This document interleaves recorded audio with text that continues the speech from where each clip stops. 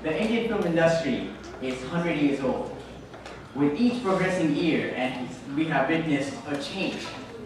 The change has been constant, progressive, rapid, indefinite, but have our films been able to keep up with that pace? Have they been able to capture the change as effectively on the screen? Therefore, on behalf of the Indian Institute of South Asian Studies and Veteran Film Festival, welcome you here to hear from some of the brilliant minds of the industry who are going to shed more light on this topic. First, introducing our moderator for this evening, Professor Ronojoy Singh. Dr. Ronojoy has worked over a decade in a leading Indian newspaper. He was last with Times of India, New Delhi, where he was senior assistant editor on the editorial page.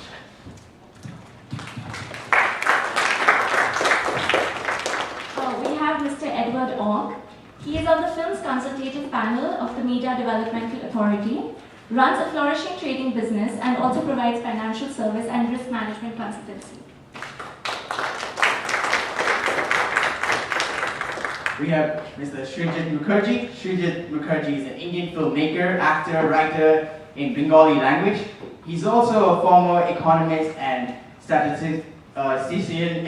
He's one of the few directors in the history of Indian cinema to achieve success both critically and commercially in his very few films.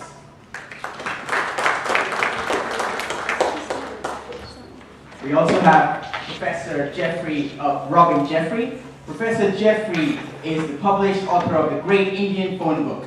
He's also the co-editor of Being Muslim in South Asia, a collection under contract of Oxford University Press. We have Mr. Girish Kasaravalli. He is an Indian film director in Kannada language and one of the pioneers of parallel cinema, having made 14 films in a career spanning 3 decades. His 14 films have won so far 20 international awards, 29 national film awards, and 46 Karnataka state awards. In 2011, he was awarded the prestigious Padma Shri, the 4th highest civilian award by the Government of India.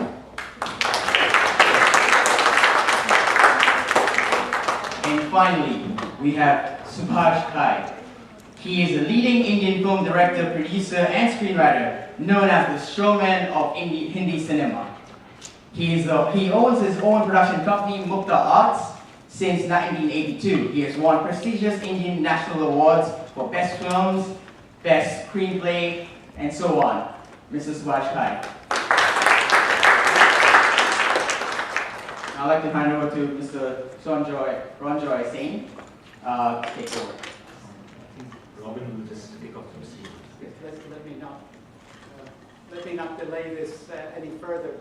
We'll pass it straight to Ronojoy. My only role here was to welcome you on behalf of the Institute of South Asian Studies, which is an unusual think tank in the sense that it does do cultural events, rather like this one, occasionally, and is not totally devoted to policy studies. The Institute's next big signature event comes in at the end of November with its South Asian Diaspora Convention, which you can find more details about on the ISAS website.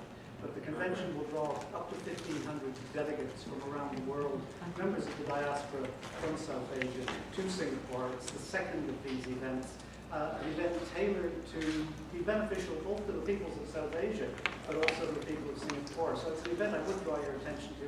It is a signature event of ISAS, but tonight is another one of ISAS's public affairs activities, which I hope you'll enjoy. And I'll pass you into the hands of Ronojoy Singh.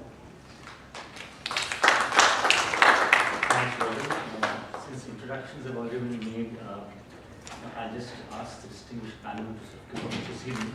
What we'll do is ask each panelist to speak roughly for around make brief introductory remarks for 5 minutes or so on the topic, and then we start discussion by getting the audience in. So that's lively interaction. So maybe we can start with the order in the speakers are sitting. Mr. Kasaravalli, I'd just like to mention one thing in addition to what was said earlier. His most recent film, Kurunavatar, is being screened as part of the film festival being organized by Jalapa. I think the screening is on Saturday, so those who are interested in watching the latest film can book tickets. Mr. Kasaravalli.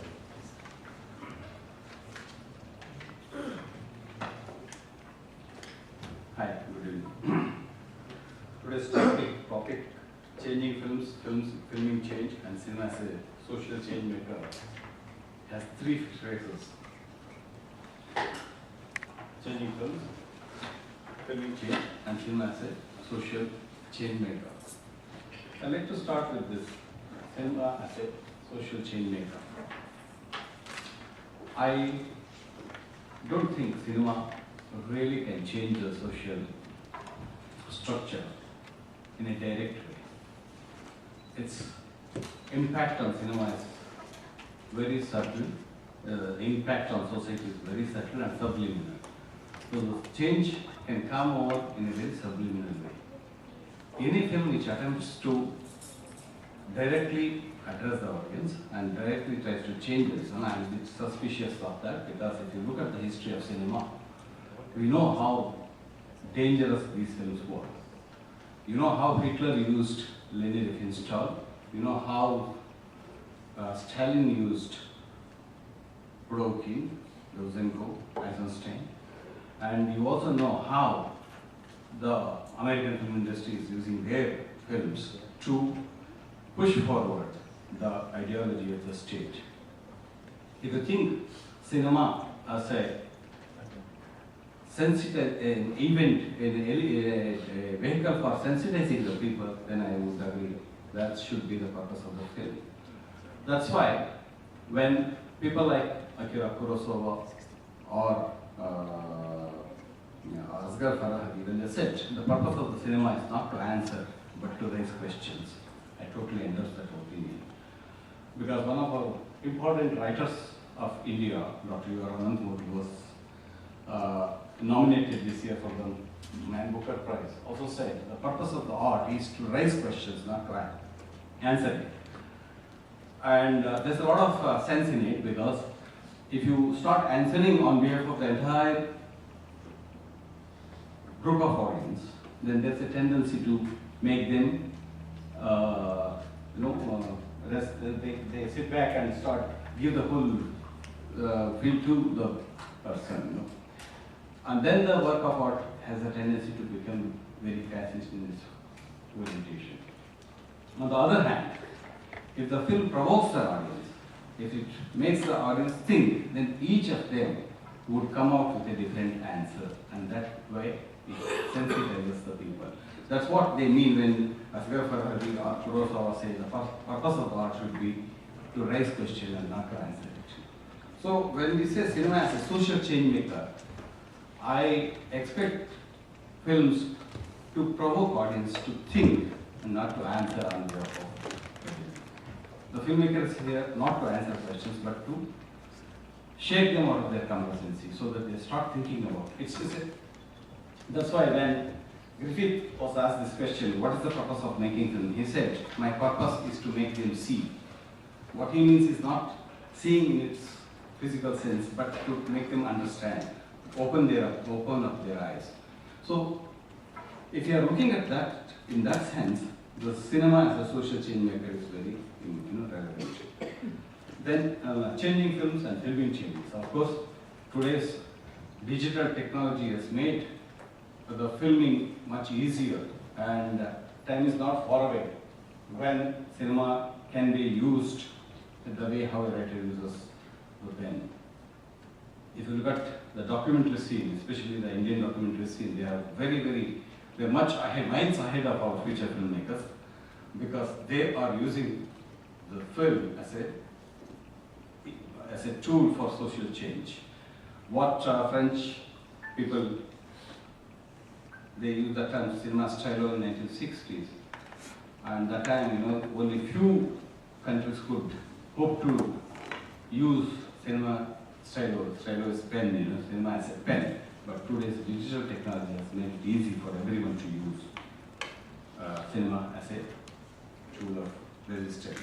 In this context, I'd like to quote some of the films which have really brought in kind of awareness by using different technique. In fact, in the post-globalized state, it's a responsibility of a filmmaker to invent a new style of expression so that they are forced to think afresh about all the things that have been. Say for example, I'll quote you one or few examples which were some experiments that were done in the Indian film scenario. There's a film called Dead Sea, made by Lena. Lena, what's her name? She used a very interesting method, which is actually quite eye-opener for most of us, because she talked about Sri Lankan issues by taking Sri Lankan refugees and plotting a story and then making it, enacting, they enact the whole thing. So it's a kind of a approach to cinema. It's not just neorealism, but it's a kind of a neorealism which has a very new connotation to it. So we need to invent a new idiom, new approach to cinema if at all we want to use film for change. Well, this is what I exactly wanted to say, and I'll answer some more. If there are any questions or if there are any further clarifications, I will address it when it comes. Thank you, Mr. Kasaravalli, for those. Thank you, Mr. Kasaravalli, for the enlightening and very pithy remarks. It's my great pleasure now to invite Mr. Subhash Ghai. Of course, the introduction of the number of books that he's done, awards that he's won, has been mentioned. Let me just briefly mention one fact. His latest film, he's still very prolific. His latest film, Ghai, I believe, is now complete and I think scheduled for release later this year. So that's something we are looking forward to. Mr. Ghai.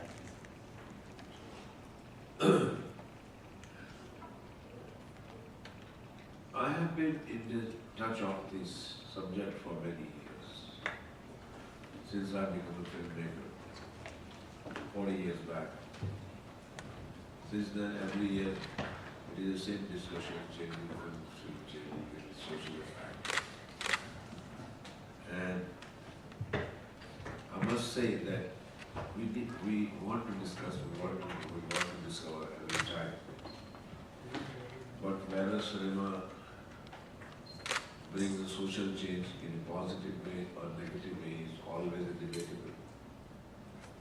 When we say cinema of all kinds, cinema with serious thought, with a serious thought, cinema with entertainment, we have a concept of entertainment. Cinema with the animated characters, animation. So cinema is a very wide word itself. But finally we say cinema is an entertainment. Even the art cinema, even the parallel cinema is an entertainment that you like to visit a different world of reality. It's called art films. So you want to know this is also a human experience. So like Mr. Girish told me just now an idea of what is filmmaking, which was very what a recent film is showing. Very fascinating, a man trying to play Gandhi and how close he comes to Gandhi and how illusory for him is to be Gandhi. Gandhi has become just a concept and understood by various people in various ways. So every time when we cinema maker pick up a subject, we are normally inspired. What fascinates us? Sometimes it is a topic, sometimes it's a people, sometimes it is a situation, sometimes it's a book or a news cutting. So finally we derive all those inspiration from society, from nature and from the world only. And then we give our cinematic expression to it because it excites us. Chennai Express excites me, you see, and Nutella excites her. And I'm excited about this film. But what is important is that what cinema says in concise is that it is an expression of human experience in a serious way, in a funny way, in an animated way. But it is an expression we derive from the human experience only. As far as the responsibility of cinema to the social changes is, of course, is the responsibility of filmmaker at times. Even he belongs to mainstream or even he belongs to the popular cinema. Because even animated cartoon films also have a moral of the story. In fairy tales also we used to read there is a moral of the story. Evil, good, bad, basics. So I would say that cinema has been contributing in a positive way also. But cinema is also a vices for the people. Sort of vices. If you look at it. The cinema dominated by the mainstream and by those kind of entertainment, so-called entertainment movie, is a vices. हम लोगों को पूछते हैं कि why do you want to go to see movie? He says just to entertain ourselves. He says again escapism. So it's also escapist part of it, and it is a real part of it. Drama, literature, cinema of his kind do contribute a lot because it is thought-provoking. They bring you a question, they give you a thought to think. They may answer or they may not answer is a different thing. But how many people patronize it and how many people can take it is again a very, very important questions which we should encourage. And I like these kind of festivals only majorly because I may not be making film for festivals, but I definitely love festival films for the reason is that I want to connect myself to the serious thinkers of filmmaking. Our various countries, I come to know the people and the culture and the problems of various countries through festivals only. Because the people on cellulite, they speak of their own people, their problems, their conflicts, their values, their social changes, economic, social problems, political problems. So I educate myself as a cinema maker, as a cinema student, and I try to think and I enjoy it. Because I'm making it my cartoon films, that's a separate thing. It's mainstream cinema. Then I can play with a gallery with a lot of drama, with a lot of message, with the melodramatics, with joys and sorrows of the story. But as a person, I enjoy that. And I also see that whatever you say, the mainstream cinema belongs to masses and they do get influence at times. I'll give you one simple example. Can I have more time? Sure. 5 minutes to say. I made a film called Pradesh. Yeah, I don't know what you see now. Most of people have seen this. It's a story about a girl who dreams to go to America as a bride. And finally she goes there, but she doesn't have a good experience there because she was typically Indian soil girl. So the picture was a big hit in America and other countries.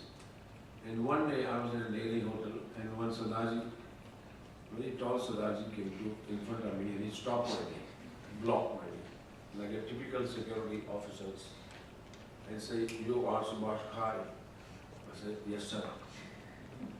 "Hold on, I want to talk to you." "Can I talk to you?" I thought he must be somewhere, either from army or from force, and he's going to arrest me now. His expression was like this. He says, "You are the person who made Pradesh." I says, "Yes, sir." "You harmed me very, very badly." I said, "I harmed you. How come, sir?" He says, "I went to Punjab. I live in America. And I was just coming from Jalandhar, Punjab. And I wanted my son to get married with this girl in Punjab. They agreed last year that they would marry their daughter with my son. But now they have refused. My son has been rejected that she will not go. I did not know how to react about it. I said, "Am I guilty?" "Yes, you are. You should not portray our children that they are so negative just being because NRI over there." I said, "Sir, but Shah Rukh Khan was also NRI over there. He was a good positive character. Finally, NRI Ghai only gets it." He was not convinced. He says, God bless you, but let me tell you, I like the film. That's better. So, this is a small, interesting episode, but then I started thinking that really it matters to them, because I just made a film for a film. Good, bad, ugly kind of thing. But it does.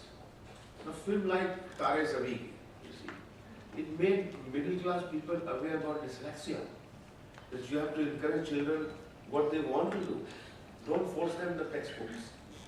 The Three Idiot film, which has influenced many educational institutions, that let the child grow what he wants to study, what he wants to know. And that's why when I opened my institute, a film school in Bombay, Western Woods, I have a film school over there. And my first caption is, do what you love. So these films have, these topics are known with the literate people, but these topics and these problems are not known to the common man or a middle class person. So that way mainstream cinema also contributes to this social pattern. So as we all know that cinema is a mirror of the society.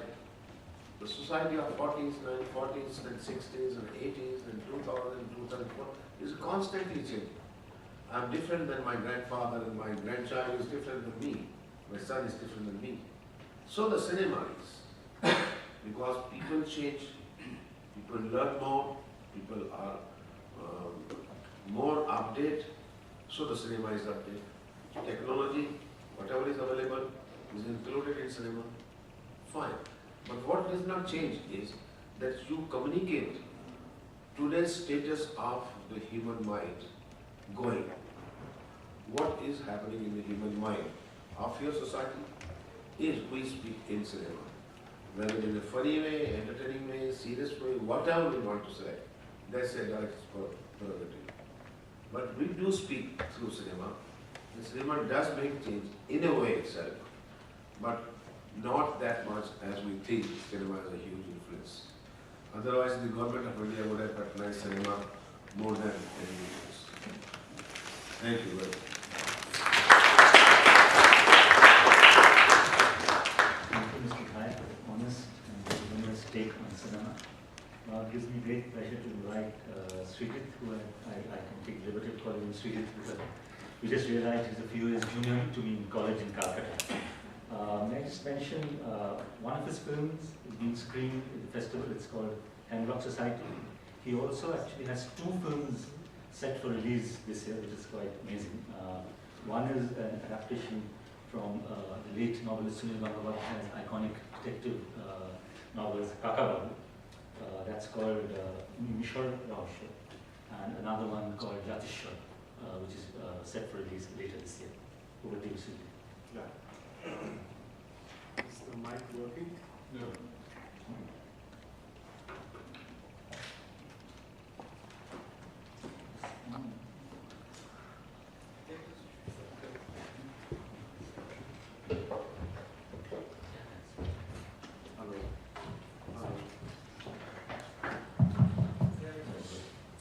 Hello, yeah. Thank you, Dr. Sen.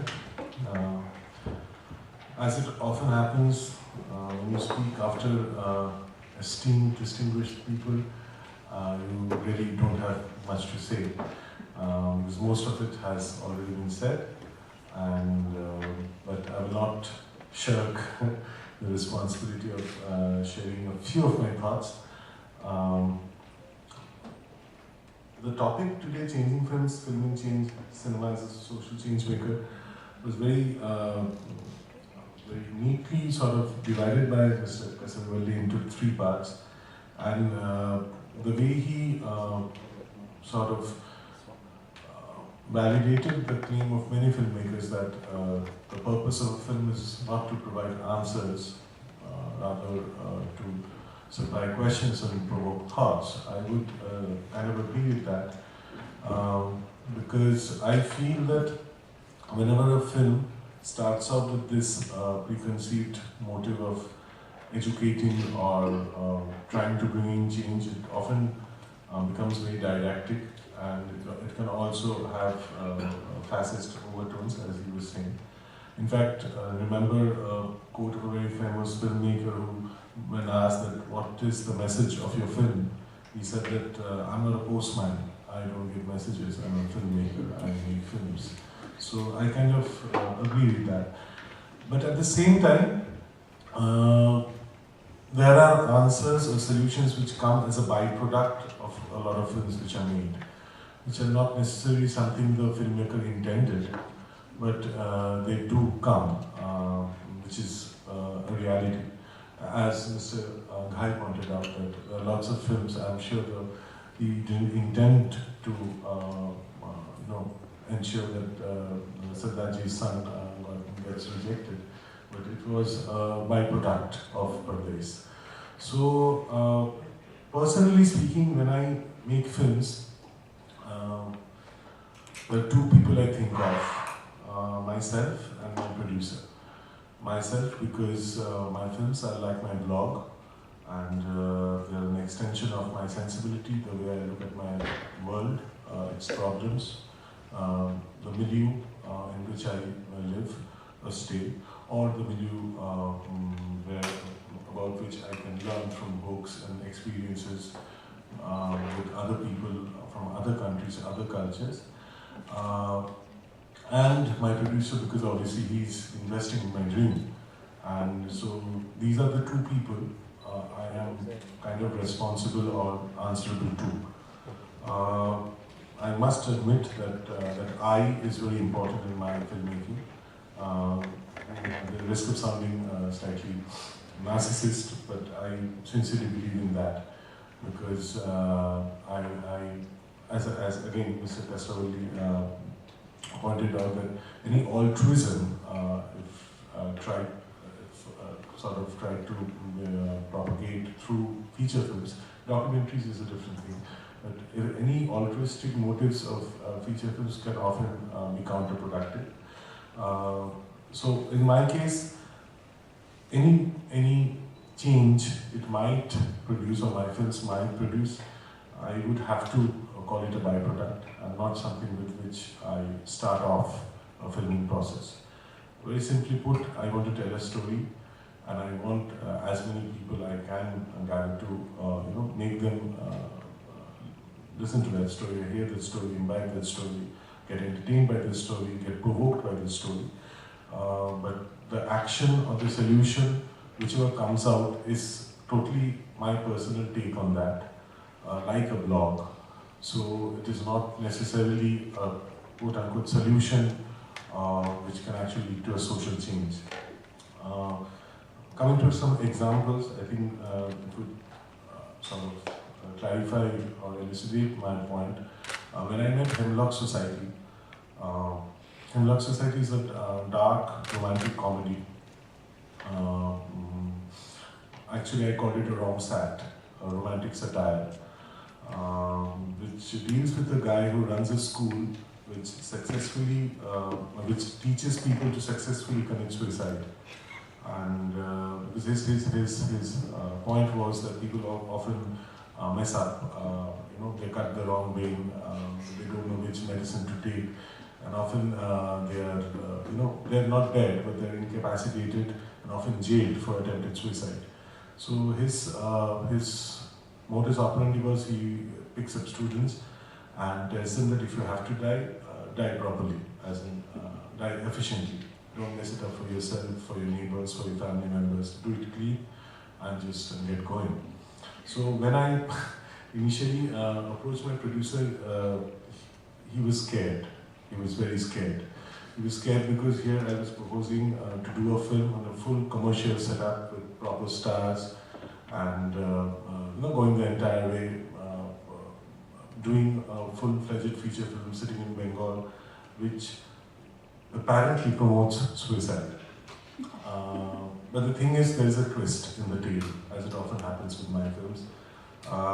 This guy, I'm sorry, this is going to be a spoiler for those who have not watched Hemlock Society. But this entire thing is a setup. The guy uses reverse psychology. He takes the students to this 3-day workshop and he brainwashes them so much that at the end of the 3 days, these people are sick and tired of the concept of suicide and they're terrified of death. They see death from very close quarters. So that is how he actually propagates the fact that life is too precious to fritter away, citing silly issues like a breakup or loss in employment or anything.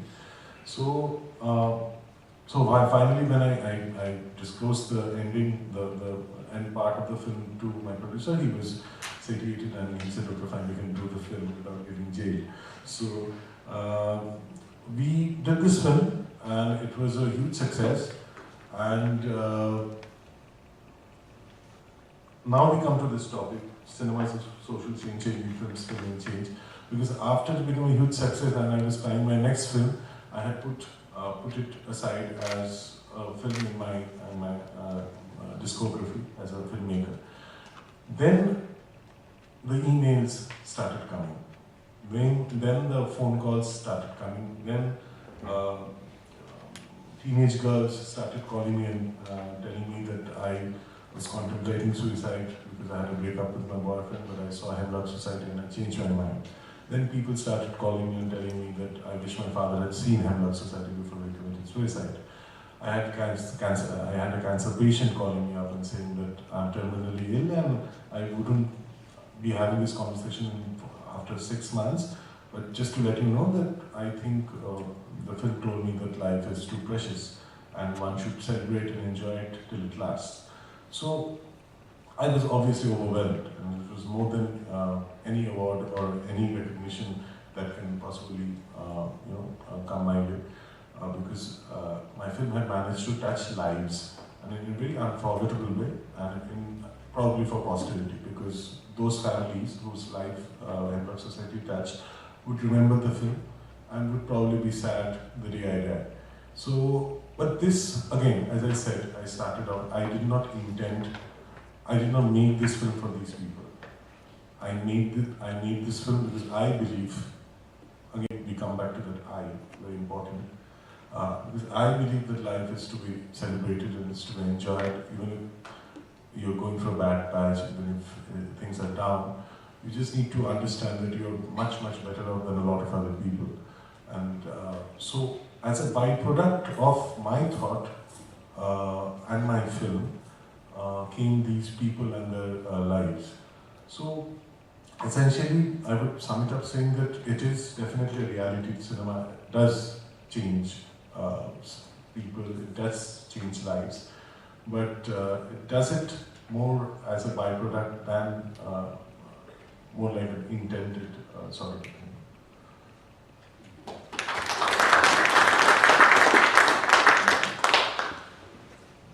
Thank you, Srijit, for dwelling on the unanticipated impact of Hemlock Society. And may I now ask our final speaker, Mr. Edward Ong, who will give us the Singaporean perspective on things. He's a member of Singapore's Film Consultative Panel, FCP, and Vice President of SPPA, Singapore Planned Parenthood Association. Thank you very much, and good afternoon, ladies and gentlemen. May I check whether there's anyone here in the audience who's from the Singapore film industry? Anyone? How sad. You could have come and learned so much this afternoon from our filmmakers here. I was privileged to be at the opening of the festival last night, and I learned a lot from the festival and how it was, how it proceeded. I think there's no doubt that film is a very powerful tool, and I'm speaking as a consumer. I'm the only one who's not in the film industry, and I'm also speaking as one who observes how film is made and the impact it has, so as a critic. I think the Asian film industry has learned so much from the Western world, but I'm so glad that I was reading all the synopses of the various films that have been produced by our very distinguished panel here, that they have a purpose behind their movies. There is a social reason behind it. And I was very touched by the movie that was shown last night, Lukagubi, that was the title. my wife and I have never watched Indian movies full length, in the theatre. Although my grandmother, who was living in Bangkok, she doesn't understand a word of Indian language, Hindi, but she loves Hindi movies. The songs, the dances and all that. And she can sit hours, just like some of our audience in Singapore now loves to watch Korean movies. Hours upon hours. My wife can watch it till 2 a.m., 3 a.m. But she enjoyed the movie last night and she was quite impacted by the movie as well. Films definitely can influence thoughts, views, attitudes. It can inspire, and most important, I think, it has a very strong influence on values as well. And this is the part that I want to emphasize this afternoon. It has a great impact because of the media involves so many aspects of our senses. Words that are used in the movie, how they are spoken, the voice of the actors, and is fully illustrated visually and enhanced with music and sound that affects the mood and emotion of the viewer. So it's more powerful than books, reading a book, because sometimes it leaves nothing to the imagination. So speaking as a consumer, an observer and a critic, how can film enhance our Asian culture? And this is how I've seen our filmmakers here have done it in terms of trying to preserve some of the Asian values that we still have, the philosophy that was contained, and even to bring to our young audience some of the great philosophies of that was shown, for example, last night of the great philosopher, Indian philosopher. I believe that Asian movies can be produced and used as a force for good, as well as for entertainment, beyond your commercial purpose. And I learned from the movie Nukadubi at the opening last night, and I'm hopeful of the continuing role that film can make. I'm also very encouraged by the comments from the filmmakers that they have made this afternoon, and I want to encourage them to make good movies. Thank you.